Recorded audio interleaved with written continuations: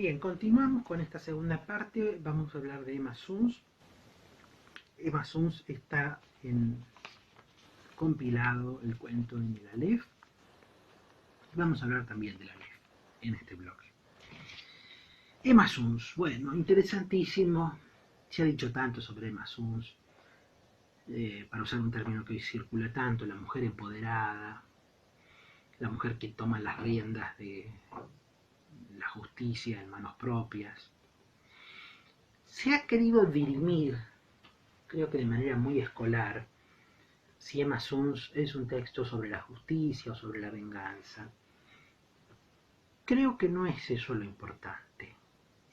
Sin duda, el tema de la justicia gravita, pero la versión que Emma tiene de la justicia es muy fuerte, ¿no? Y por supuesto, ella se indulta a sí misma, porque en definitiva no tiene ninguna duda de que es absolutamente justo. Y aclara en un momento que tal vez no para la justicia humana, pero sí para la justicia divina. Y que ella es instrumento de la justicia. Por lo tanto, no hay ninguna venganza. O por lo menos desde el plano subjetivo ella no lo vive de esa manera, tal como está reconstruido el personaje. Es interesante Emma Suns por una serie de características. Primero, porque es una mujer obrera. Venimos de una mujer del arrabal, como la Lujanera, que es una mujer que tal como está reconstruida por Borges, en una misma noche está con Francisco Real, está con Rosendo Juárez, está con el hombre de la esquina rosada, digamos, funciona de esa manera la reconstrucción del personaje, el hombre de la esquina rosada. En cambio, Emma Suns es una mujer empoderada, como se diría hoy. Es una obrera que frecuenta clubes de la ciudad de Buenos Aires, o socialistas o anarquistas, y que lleva grabado a fuego en su memoria una ofensa que le hicieron a su padre en esa fábrica en la que ella trabaja. Lo acusaron de desfalco, de ladrón. Y el padre de Emma Suns se refugia en Brasil, donde muere, y el comienzo del relato es la noticia que tiene Emma de que su padre ha muerto, la carta que ella rompe. Y entonces se pone en marcha el plan, que de alguna manera da la sensación de que siempre lo tuvo, porque la acción transcurre alrededor de 1922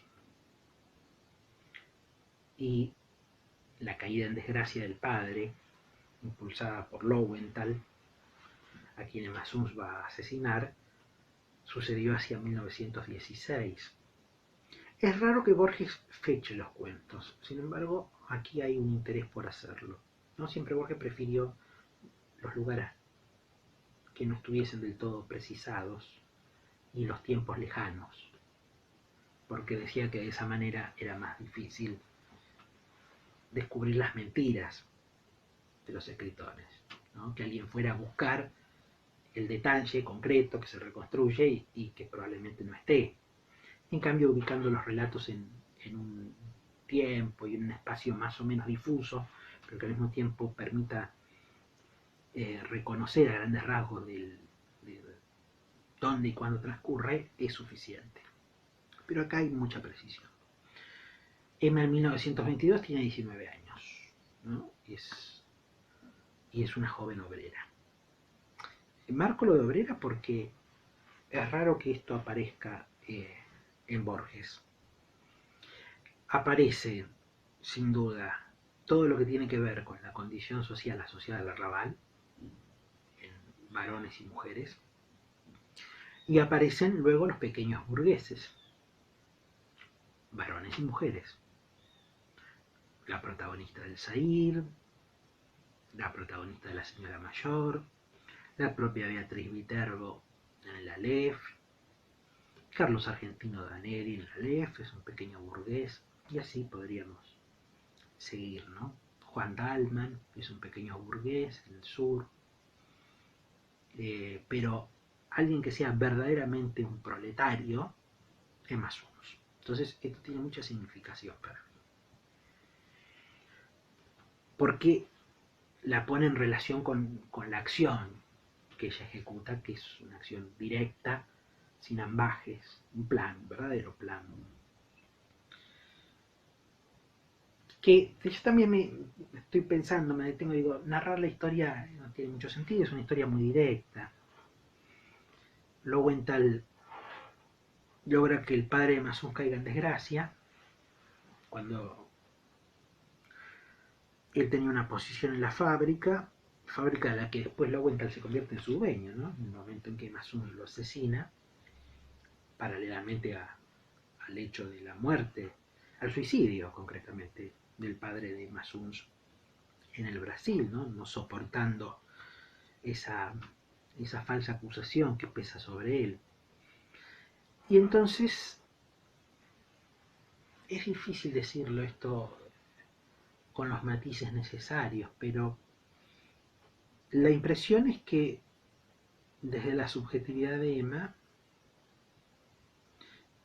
Emma se entrega con mucha renuencia, hasta el punto que yo en realidad creo, lo que quiero decir es, se hace violar. Pero ese se hace violar hay que entenderlo desde la lógica en que Borges lo presenta, no porque uno esté refrendando esa forma de presentar las cuestiones. Por eso vuelvo sobre la advertencia que hacía al principio. Tal vez uno quiera denunciar la misoginia de Borges en algunos textos. Es un debate más amplio que propone esta intervención, que sería valorar el campo de la ficción en relación a la ética y si es conveniente o no ese cruce. En principio creo que no. En principio creo que no. Si el producto artístico es valioso, creo que no. Es el eterno debate sobre Lolita de Nabokov, para decirlo claramente. En relación a lo que uno tiene para decir del texto, más allá de la pederastía, sino que qué pasa con toda la historia de Lolita y de Humbert Humbert. Bueno, acá pasa lo mismo. Hay un sacrificio, dice Borges, poniendo Borges palabras en quien narra la historia, que no es Borges personaje en este caso. Es una, está escrito en tercera persona, pero alguien cuenta, ¿no?, que Emma se sacrifica. Esto de se hace violar, muy entre comillas. Porque Emma no tiene ningún interés en los hombres, los varones, ¿no? Hay incluso un cierto pánico, parece, o rechazo, o como quieran decirlo, al sexo. Y sin embargo es eso lo que acomete, ¿no? Y busca un hombre feo, un marinero feo, de un barco que coyunturalmente se encuentra en Buenos Aires, que atracó en Buenos Aires. En fin, creo que es una historia compleja, insisto, para leer y releer desde la perspectiva de género. ¿Cómo pasa con la intrusa, que creo que todavía es de mayor violencia, porque no hay ninguna defensa posible en Juliana? Aquí Emma toma decisiones, continuamente toma decisiones. Pero bueno, eso quedará para otro debate, si les parece, ¿no? El tema de cómo leer la ficción con perspectiva de género. Hay derecho, por supuesto que lo hay, pero al mismo tiempo creo que habrá que encontrar unos límites donde la ficción sea ficción. Y también desde la ficción hoy hay enormes reivindicaciones de género más que interesantes, y también están dentro de la ficción, no necesariamente son un panfleto político. Eso es lo que uno quiere decir, ¿no? Uno quiere valorar una obra artística y luego, además, en otra instancia, manifestarse políticamente. Bien, entonces, Emma Suns. Tenía historia de Rosendo Juárez, pero lo voy a dejar. Bueno, Emma se entera de la muerte de su padre. Emma dejó caer el papel Su primera impresión fue de malestar en el vientre y en las rodillas, luego de ciega culpa, de irrealidad, de frío, de temor. Luego quiso ya estar en el día siguiente. Acto continuo, comprendió que esa voluntad era inútil, porque la muerte de su padre era lo único que había sucedido en el mundo, y seguiría sucediendo sin fin. Recogió el papel y se fue a su cuarto. Furtivamente lo guardó en un cajón, como si de algún modo ya conociera los hechos ulteriores. Ya había empezado a vislumbrarlos. Tal vez ya era la que sería. Entonces, de alguna manera, Emma estaba esperando la muerte de su padre para poder ejecutar su plan justiciero. Yo no lo quiero llamar venganza, no siento que sea una venganza. Creo que es justicia en mano propia, es obvio, y que tampoco estoy dispuesto a decir que es un puro cálculo de Emma Suns para presentar la situación de tal manera que ella no sea llevada ante la justicia. Ella dice que ella no busca quedar impune del crimen de Lowenthal, sino que como ella es instrumento de la justicia no tiene por qué ir a la cárcel. O sea, ideológicamente muy fuerte el punto de vista, digo ideológicamente en el sentido amplio del término, ¿no? Ideológicamente muy fuerte el punto de vista de Emma Suns respecto de lo que ella está haciendo y por qué lo está haciendo, ¿no?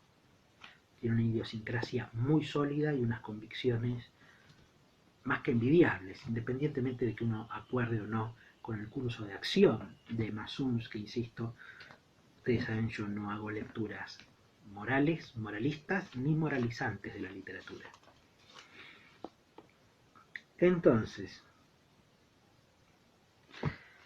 Emma urde un plan. Esto, vuelvo a la frase, se hace violar, porque ella lo vive de esa manera.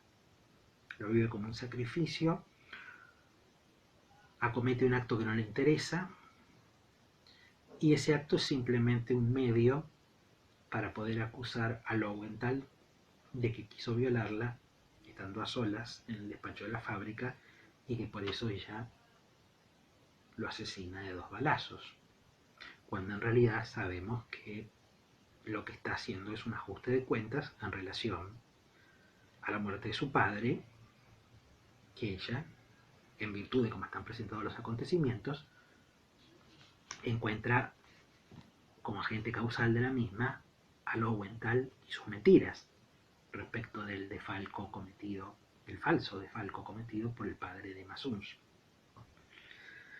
Entonces se citan, o mejor dicho, Emma Suns llama a Lowenthal y le dice que tiene información sobre sus compañeras, que va a delatarlas sobre una huelga. Ya mantuvo relaciones sexuales con el más feo de los marineros que encontró en un bar de la Recoba.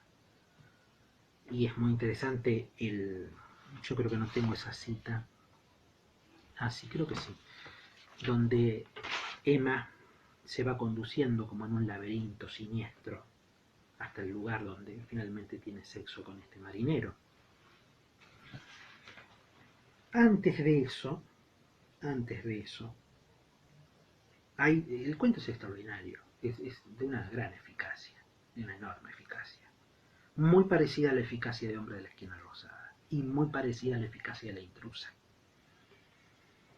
y no tanto a como aparecen mujeres en el Zair. A mí particularmente no me interesa tanto el Zair y lo femenino en el Zair, o en La Señora Mayor, o en El Duelo.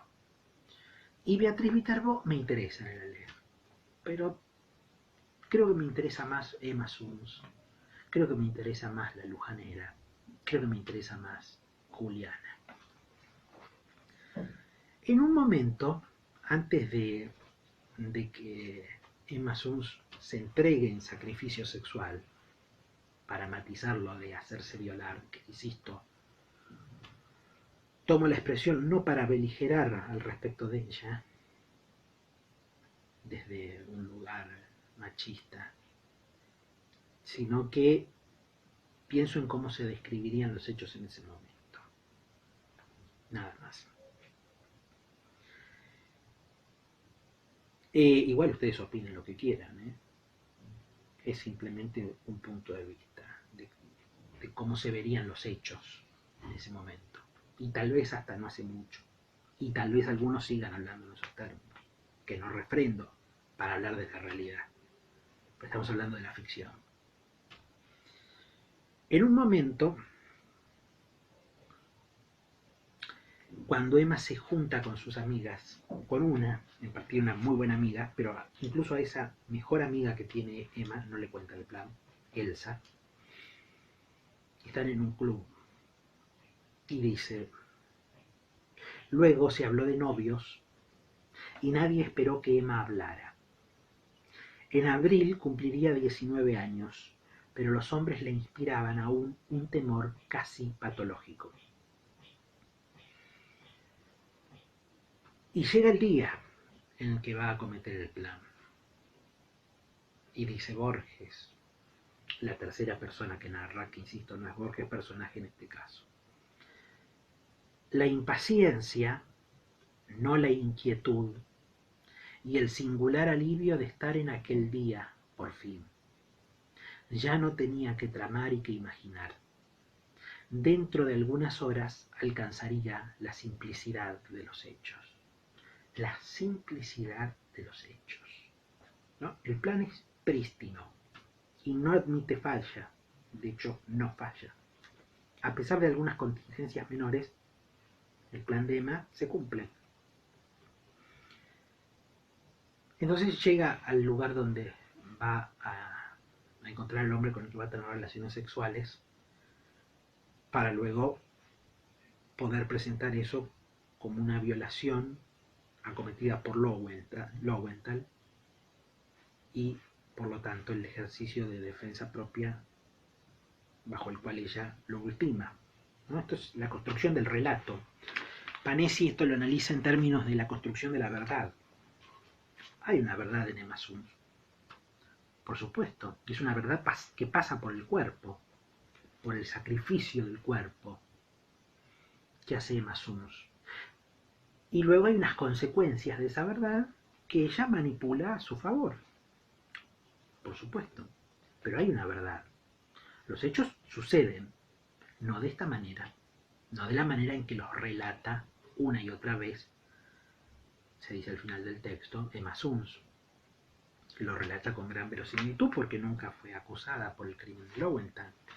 Insisto, es un crimen por el cual yo tampoco la acusaría. Entonces, bueno, elige al varón.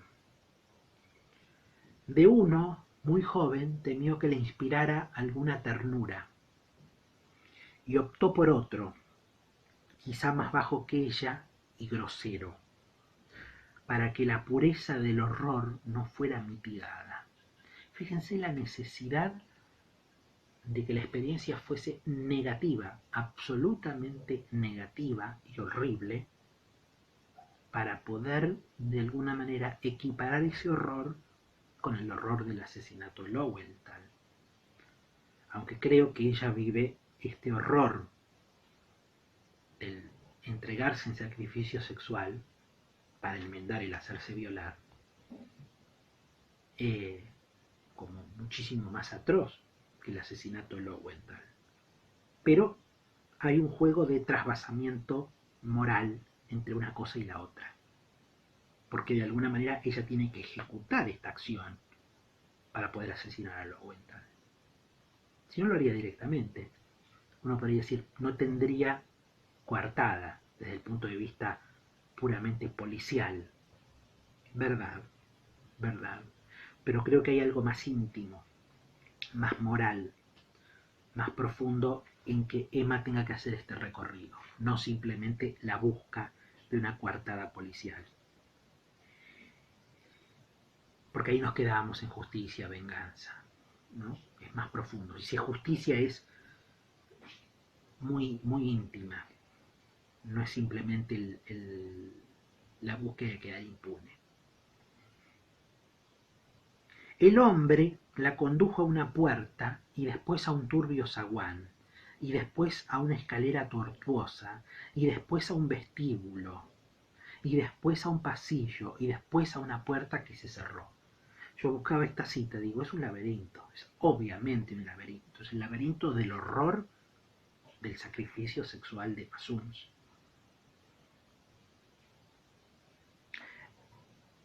Prosigue el texto. En aquel tiempo, fuera del tiempo, y en aquel desorden perplejo de sensaciones inconexas y atroces, ¿pensó Emma Sunz una sola vez en el muerto que motivaba el sacrificio? Yo tengo para mí que pensó una vez y que en ese momento peligró su desesperado propósito. Pensó, no pudo no pensar, que su padre le había hecho a su madre la cosa horrible que a ella ahora le hacían. Lo pensó con débil asombro y se refugió enseguida en el vértigo. El hombre, sueco o finlandés, no hablaba español. Fue una herramienta para Emma, como ésta lo fue para él. Pero ella sirvió para el goce y él para la justicia. Cuando se quedó sola, Emma no abrió enseguida los ojos. En la mesa de luz estaba el dinero que había dejado el hombre. Emma se incorporó y lo rompió como antes había roto la carta en la que llegaba la noticia de la muerte de su padre. Romper dinero es una impiedad, como tirar el pan. Emma se arrepintió apenas lo hizo. Muy interesante este párrafo donde se reconstruye la motivación profunda de Masunz. Y esto que se relaciona con su temor casi patológico por el sexo en un momento, no indulta totalmente a su padre. Dice, esta horrible cosa que me están haciendo a mí, también mi padre se la hizo a mi madre. Es, creo, un momento muy intenso de íntima contradicción de Masunz, que sin embargo prosigue con su plan. Entonces se cita con Lowenthal en la fábrica. Hay una descripción de Lowenthal que dice así: Aaron Lowenthal era para todos un hombre serio, para sus íntimos un avaro. El dinero era su verdadera pasión, ¿no? Emma Sunz rompe el dinero, Lowenthal, que es lo opuesto de ella y lo opuesto de lo que era su padre, gente digna, tiene pasión por el dinero, ¿no? Es muy clara acá la relación erótica económica, es clarísima. Se rechazan ambas cosas, se rechaza el dinero, se rechaza el sexo, y la causa es la causa de la justicia profunda, incluso el nombre de la justicia divina. Las cosas no ocurrieron como había previsto de Masunz. Desde la madrugada anterior ella se había soñado muchas veces, dirigiendo el firme revólver, forzando al miserable a confesar la miserable culpa y exponiendo la intrépida estratagema que permitiría a la justicia de Dios triunfar de la justicia humana. No por temor, sino por ser un instrumento de la justicia, ella no quería ser castigada. Es importantísimo esto. No por temor, sino por ser un instrumento de la justicia, ella no quería ser castigada. Está íntimamente convencida de que hay un ejercicio de la justicia providencial, un dictamen providencial que la conduce. Por lo tanto, no es por temor que busca eludir la cárcel. Eso es algo que tiene que hacer para no pagar las consecuencias que la justicia de los hombres dice que debería pagar. Pero ella sabe íntimamente que ante la justicia divina ha obrado bien. Y eso es lo que ella quiere imponer en la realidad y lo que logra imponer en la realidad, montando los hechos de determinada manera, simulando la violación por Lowenthal. Bien. Luego, un solo balazo en mitad del pecho rubricaría la suerte de Lowenthal. Pero las cosas no ocurrieron así. Ella ingresa a la fábrica, va subiendo, llega al despacho Lowenthal, finge la confesión, la delación de sus compañeras obreras y en un determinado momento le dispara a Lowenthal. Ante Aaron Lowenthal, más que la urgencia de vengar a su padre, presten atención a esto, ante Aaron Lowenthal, más que la urgencia de vengar a su padre, Emma sintió la de castigar el ultraje padecido por ello. Está sancionando la violación, el sacrificio al que ella se entrega, esto que yo llamé el hacerse violar.